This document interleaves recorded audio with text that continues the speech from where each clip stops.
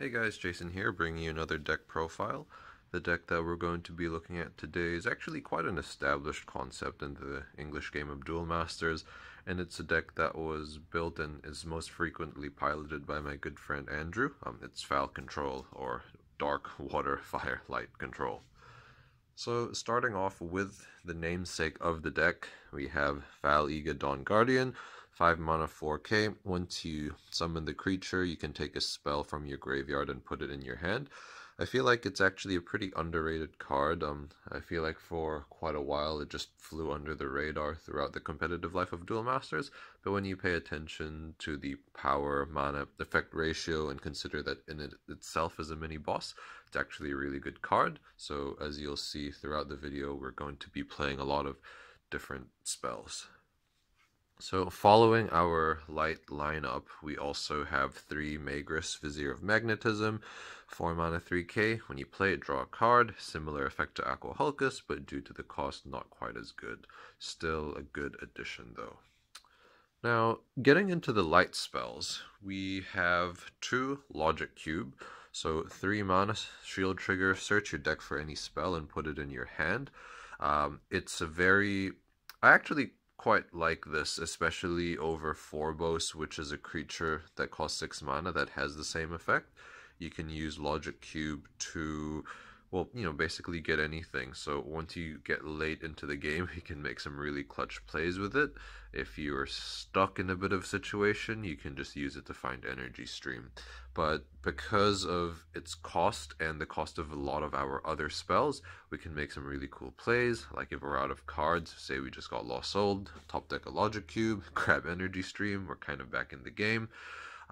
Against other control decks, we can basically Logic Cube for Lost Soul to set up the big play, and we can also use it to get Rain of Arrows, which is a 2 mana light spell. Look at your opponent's hand and he discards all darkness spells from it. Can be quite devastating, drop some Terror Pit, some Cranium Clamps, Lost Souls of our opponent, and just for the cost of 2 mana. And we also get to see what kind of cards they're holding. Now lastly, what would a light deck be without Holy Awe? So we played 2 Holy Awe, shield trigger, 6 mana, tap all your opponent's creatures. It's basically a lifesaver, but we can use it to control the board state as well. As you'll see, because we play light and we play light creatures, the power levels of our creatures will be slightly ahead of the curve. So Holy Awe is also good for destroying other creatures. So for our multi-sub cards, we just have 2 Tajimal, Vizier of Aqua. He is a 3 mana 4k water light blocker. He can attack players, but when he battles fire creatures, he gets an additional 4k power. So he runs over Bolmeteus and Twin Cannon, and he trades with Bazagazeal. He's a very, very efficient card to have in this deck, so that's why we have him here. Now, moving on to the water section, what would it be without our draw cards? So we have 3 Aqua Hulcus, 3 mana 2k. When you play him, draw a card. We have 2 Energy Stream, 3 mana, draw 2 cards. And we also have 1 Crystal Memory, which is search your deck for any card and put it into your hand. I actually dropped I think my friend rather dropped the 3rd Energy Stream for Crystal Memory just because you can set up some really nice plays with Crystal Memory. For example, you could use it to get Tajimal while you're getting bombarded, or we can use it to get basically any spell that Logic Cube gets. I really think that the flexibility that Crystal Memory provides is very valuable in this deck because there are a lot of one-offs, and that's why we have it. We can also reuse it with Phal, so that's really good. We are also packing 4 Corile in our water section, 5 mana 2k. When you play him, put one of your opponent's creatures on top of their deck. It's very useful when used defensively. We could swap them out for Aqua Surfers, but our shield trigger count for the deck is looking quite good. We have about 22 shield triggers out of, I believe, 50 cards, so Aqua Surfer is not entirely necessary, and I guess my friend just finds Corile's effect to be a bit more devastating, so that's why we have him here. Last bits in the water section, as you've probably guessed, one Thrash Crawler and one Flood Valve, both just allow you to reuse some cards in your mana zone. You could very easily play 2 Thrash Crawlers because this is a control deck and blockers are good for the late game, but Flood Valve really works because it's reusable with Phal's effect. Right, so because we are looking at a control deck, we obviously have a darkness section. So one of Darkness's defining characteristics is discard, and that's why we have 3 Locomotivers and 2 Lost Souls. Locomotiver, shield trigger creature, 4 mana 1k. When he hits the field, your opponent drops a card, and Lost Soul, your opponent just drops everything. Locomotiver is another reason why Crystal Memory could be very valuable. Let's say your opponent's in a situation where you just Lost Souled them and they're holding on to whatever next card they have. You could just Crystal Memory, Loco, bam.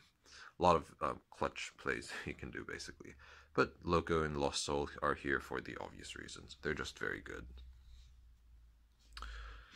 Another Darkness edition you probably did not see coming was 4 Terror Pit, very seldom used in Darkness decks. I'm kidding, it's actually the best Darkness card there is. Probably 6 mana, 1k, destroy a creature, also reusable with Phal, so very good. And the last bits in our Darkness section are 2 Bloody Squito, 2 mana 4k blocker. We could very well have added in some more light blockers, but Bloody Squito is a little bit stronger, and well, we just want to pad out our Darkness section a bit as well to make sure we have a good balance going. And then we also have 2 Dark Reversals.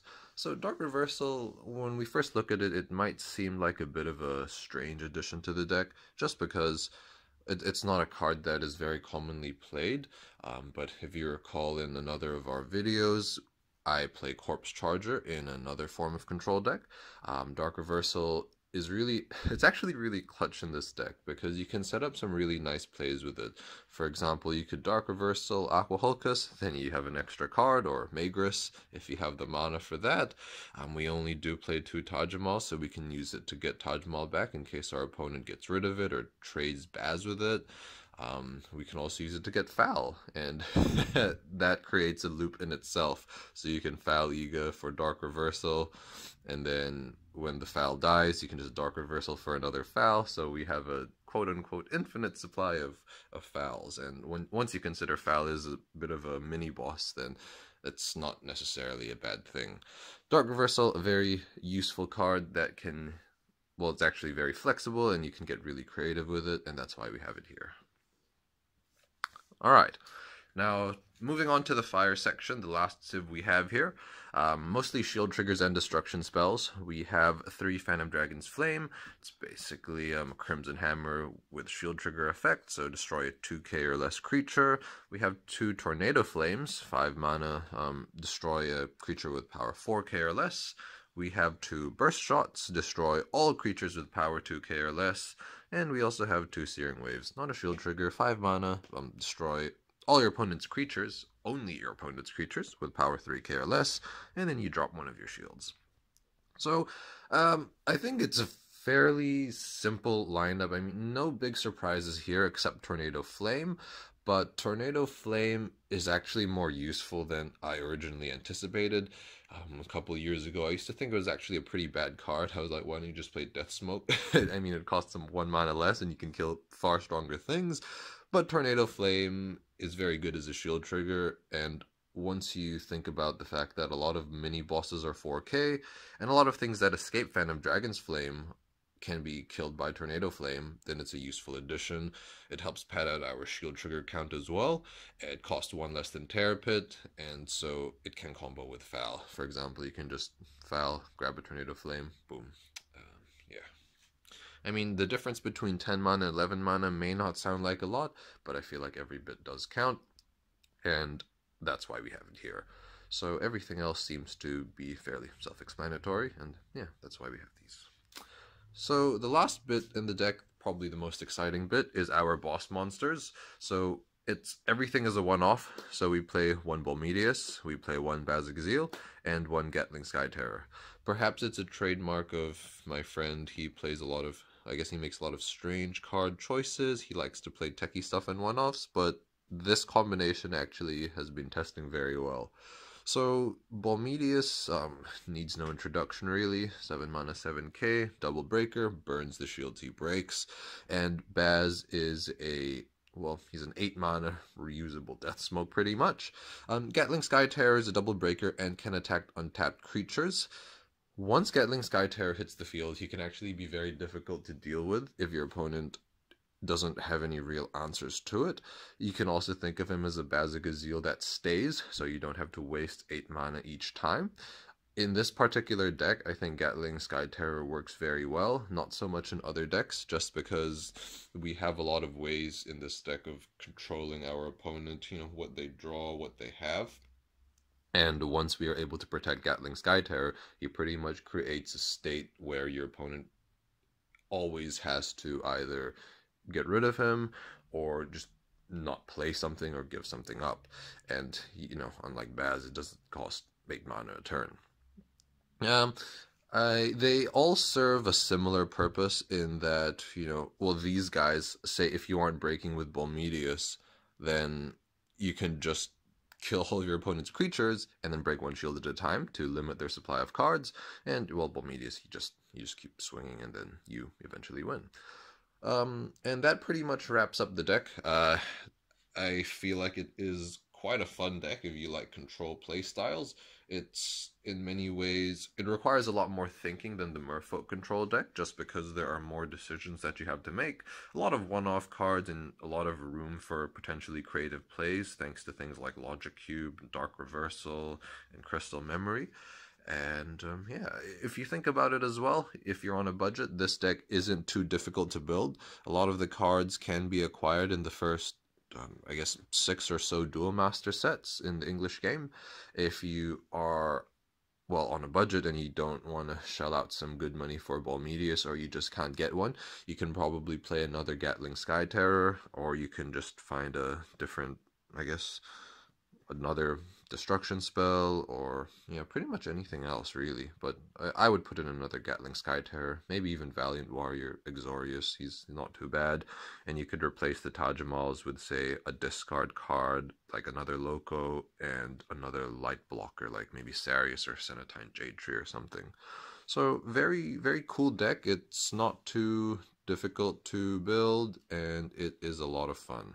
If you liked it, I hope you liked the deck, and stay tuned for more. Thanks.